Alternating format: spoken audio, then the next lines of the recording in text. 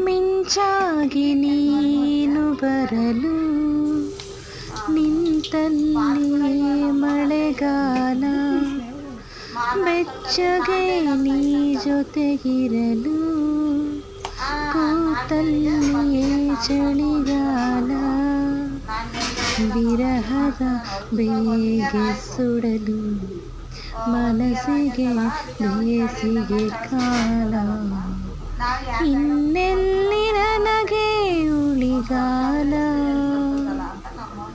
ಮಿಂಚಾಗಿ ನೀನು ಬರಲು ನಿಂತಲ್ಲಿ ಮಳೆಗಾಲ, ಬೆಚ್ಚಗೆ ನೀ ಜೊತೆಗಿರಲು ಕೂತಲ್ಲಿ ಚಳಿಗಾಲ.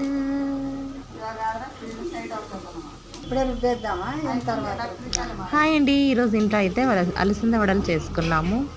ఆకుకు నూనె రాసి ఆకుపైన పిండి పెట్టి మధ్యలో హోల్ పెట్టేసి ఆయిల్లో పెట్టిస్తామన్నమాట. అలసంద పప్పు అయితే మేము ఇంట్లో మార్నింగ్ 4 hours నానబెట్టి వడపోసి వాటిని రోట్లో రుబ్బి వడలేస్తున్నాం అన్నమాట. చాలా టేస్టీగా వచ్చినాయి, వెరీ డెలిషియస్. మా పిల్లలకి ఇవైతే చాలా ఇష్టం.